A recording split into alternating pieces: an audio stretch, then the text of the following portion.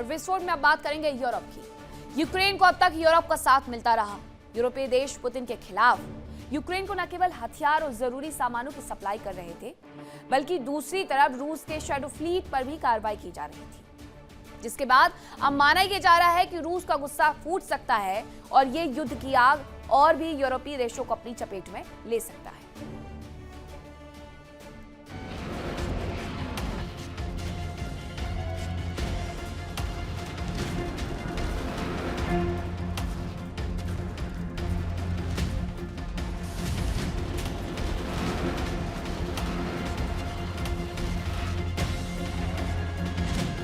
रूस के खिलाफ यूक्रेन बीते 4 साल से ज्यादा समय से टिका हुआ है, तो उसकी बड़ी वजह है उसके यूरोपीय मित्र।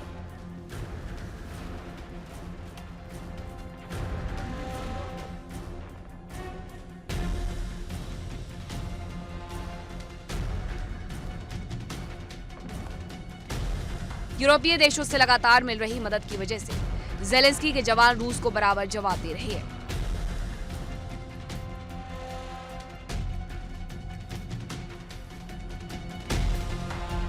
यूरोपीय देश सीधे रूस के खिलाफ भी कार्रवाई कर रहे हैं। उसकी शैडो फ्लीट के जहाजों पर कब्जा किया जा रहा है और यही वजह है कि अब इस जंग का दायरा बढ़ने की आशंका जताई जा रही है।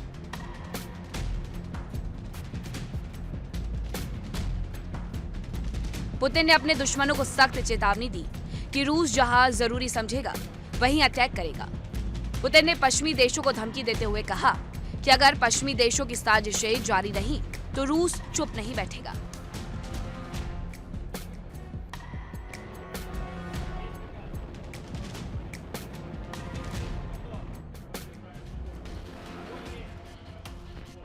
जहां भी जरूरी होगा वहां जवाब दिया जाएगा, फिर चाहे दुनिया के किसी भी कोने में हमला करना पड़े। पश्चिमी देश रूस पर भरोसा नहीं कर पा रहे हैं। यूरोप मानता है कि अगर रूस का यूक्रेन पर कब्जा हो गया तो अगला नंबर उनका हो सकता है।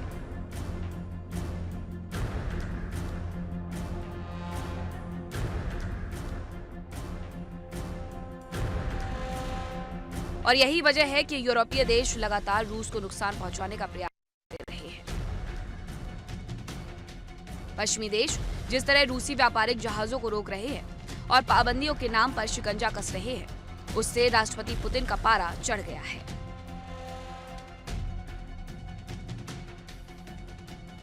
कारोबार पर चोट पड़ते ही पुतिन ने आक्रामक रुख अपनाते हुए पश्चिमी देशों को सीधी चेतावनी दी।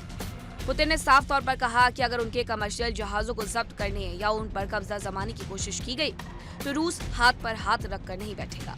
रूसी मीडिया के अनुसार मॉस्को में सेना और नौसेना के अफसरों से बात करते हुए पुतिन ने साफ कह दिया कि रूसी जहाजों और प्रॉपर्टी पर कब्जा करने की पश्चिमी देशों की चालबाजियों को बर्दाश्त नहीं किया जाएगा। पुतिन ने अपने भाषण में यूरोपीय देशों की नीयत पर सवाल उठाते हुए कहा कि रूस अपनी कारोबारी संपत्तियों को बचाने के लिए किसी भी हद तक जा सकता है। उन्होंने कहा कि अगर पश्चिमी देश अपनी साजिशों पर आगे बढ़े तो रूस भी उन्हें बिल्कुल उन्हीं की भाषा में जवाब देगा। रिपोर्ट्स के अनुसार पुतिन ने इस बात पर जोर भी दिया कि रूस की जवाबी कार्रवाई उस सीमित क्षेत्र तक सीमित नहीं रहेगी जहां किसी रूसी जहाज को रोका या जब्त किया जाएगा। यानी अगर यूरोप या अटलांटिक महासागर में किसी रूसी जहाज को जब्त किया जाता है तो रूस प्रशांत महासागर या किसी और जगह भी बदला ले सकता है।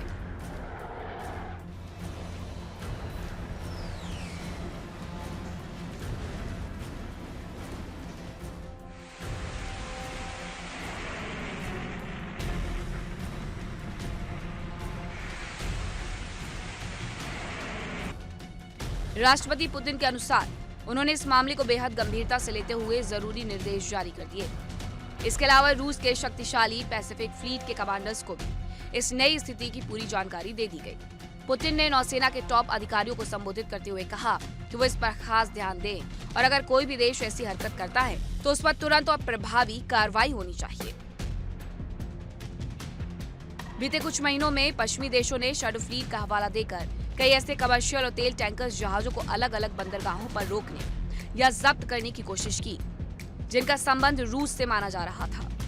पश्चिमी देशों ने दावा किया कि रूस इन जहाजों के जरिए अपने तेल और सामान का व्यापार कर रहा है और पाबंदियों को चकमा दे रहा है।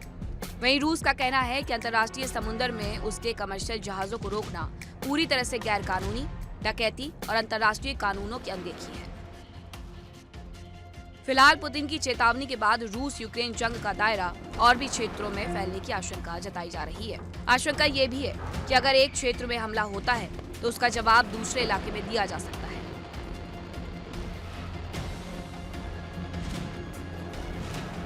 ऐसे में तबाही बहुत बड़े इलाके में फैल सकती है।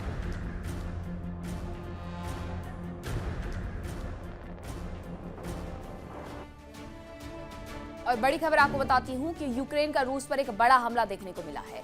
नोवरोसिस्क बंदरगाह पर अटैक किया गया है। अनाज से जुड़े 2 ठिकानों पर हमला किया गया। 2 रूसी सैनिकों की मौत की भी खबर सामने आ रही है। तो यूक्रेन ने ये रूस पर बड़ा हमला कर दिया है। एक बंदरगाह पर जहां अनाज से जुड़े 2 ठिकानों पर हमला हुआ।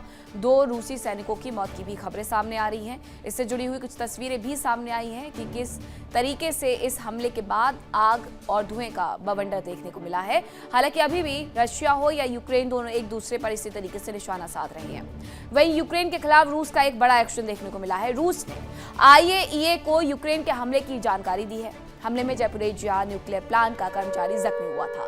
इंडस्ट्रियल जोन की बिजली सप्लाई ठीक करने पर भी प्रयास चल रहा है। 11 अगस्त को कर्मचारी को ले जा रही कार पर अटैक किया गया था। अब ये पूरी जानकारी IAEA को उपलब्ध करवा दी गई है, जो कि परमाणु हथियारों पर निगरानी रखती है। और यूक्रेन के खिलाफ रूस ने ये अब तक का सबसे बड़ा एक्शन लेते हुए सीधे जानकारी IAEA को दे दी है कि यूक्रेन की तरफ से जो हमला किया गया था ज़ैपोरिज़िया न्यूक्लियर पावर प्लांट पर, उसकी वजह से कर्मचारी को भी कहीं ना कहीं नुकसान पहुंचा है। लेकिन क्या इसकी वजह से जो ज़ैपोरिज़िया पावर प्लांट है उसे भी नुकसान पहुंचा है, इसके बारे में जानकारी जुटाने के लिए IAEA तक अपनी बात रशिया ने पहुंचा दी है। और खबर यह है कि ट्रंप प्रशासन को एक और बड़ा झटका लगा है। व्हाइट हाउस से विदा लेंगी प्रेस सचिव कैरोलिन लेविट। कैरोलिन लेविट ने परिवार को समय देने का तर्क हालांकि दिया है, लेकिन बाहरी सलाहकार के तौर पर वो काम करती रहेंगी। कैरोलिन लेविट, जो कि केवल 28 साल की है, प्रेस सचिव हैं। हर जानकारी उन्हीं की तरफ से साझा की जाती थी। व्हाइट हाउस में क्या चल रहा है और क्या डोनाल्ड ट्रंप की तरफ से नया है, लेकिन अब उन्होंने भी इस्तीफा दे दिया है। माना यह जा रहा है कि डोनाल्ड ट्रंप की जितने भी करीबी हैं, सहयोगी हैं, वो उन्हें छोड़ करके जा रहे हैं। हालांकि डोनाल्ड ट्रंप का कहना है कि वो अपने परिवार को वक्त देना चाहती हैं, इसलिए जा रही है। वहीं आपको बताऊं कि गाजा में क्या चल रहा है। डोनाल्ड ट्रंप का गाजा प्लान हकीकत बन रहा है। अरबी मीडिया के हवाले से बड़ी खबर है। इंटरनेशनल स्टेबलाइजेशन फोर्स ने अपना काम शुरू कर दिया है। ISF ने बेस बनाने और ऑपरेशंस की तैयारी शुरू कर दी है। ISF की तैनाती ट्रंप के गाजा प्लान का सबसे महत्वपूर्ण हिस्सा थी। हालांकि वो बात अलग है कि इजराइल अभी भी कह रहा है कि वो गाजा से हटने वाला नहीं है। जब तक वो हमास के हर एक आतंकवादी को मौत की नींद नहीं सुला देता है, वो वहां से नहीं हटेगा। डोनाल्ड ट्रंप चाहते हैं कि वहां पर एक बार फिर से काम शुरू हो सके ताकि लोगों की बसावट आम तरीके से हो जाए, इसलिए उन्होंने इंटरनेशनल स्टेबलाइजेशन फोर्स की तैनाती वहां पर कर दी है। वहीं आपको बताऊं, USS अब्राहम लिंकन से जुड़ी हुई बड़ी खबर है। पश्चिमी मीडिया यह दावा कर रही है कि लिंकन पर मौजूद जवानों पर मानसिक दबाव बढ़ गया है। खुदकुशी का प्रयास तक किए जाने की खबरें हैं। एयरक्राफ्ट कैरियर पर बुनियादी सुविधाओं की कमी की खबर है, जिसकी वजह से उस पर तैनात जवान परेशान हो गए हैं। मानसिक तौर पर उन पर प्रेशर पड़ रहा है। खुदकुशी करने तक का वो प्रयास कर रहे हैं। छोटी छोटी चीजों की जो उन्हें आवश्यकता है वो तक पूरी नहीं हो पा रही है। फिर चाहे साफ टॉयलेट हो, गर्म पानी हो, खाने पीने की आवश्यकता हो। अब आप सोच रहे होंगे कि अमेरिका की फोर्स नंबर 1 पर आती है, बावजूद उसके उन्हें इतनी सारी परेशानियों का सामना करना पड़ रहा है और इसी वजह से वो मानसिक दबाव भी महसूस कर रहे हैं। इजराइल के रक्षा मंत्री काट्ज का बयान आया है। उन्होंने कहा कि लेबनान, सीरिया, गाजा से हम नहीं हटने वाले हैं। इजराइल अपनी नीति पर कायम रहेगा। अब काट्ज ये कह रहे हैं, अब गाजा से भी नहीं हटेंगे, लेबनान से भी नहीं हटेंगे, तो गाजा में इंटरनेशनल स्टेबलाइजेशन फोर्स तैनात करके डोनाल्ड ट्रंप क्या कर लेंगे?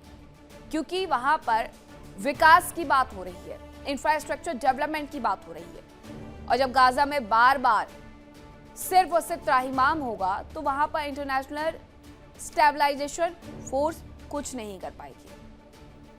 वहीं ईरान से जंग में अमेरिका को भारी नुकसान हुआ, लेकिन उससे भी ज्यादा नुकसान राष्ट्रपति ट्रंप को हुआ है। जंग के दौरान उनके अपने एक एक करके उनका साथ छोड़ रहे हैं और अब इस फेहरिस्त में व्हाइट हाउस की सचिव, प्रेस सचिव कैरोलिन लेविट का नाम भी शुमार हो गया है।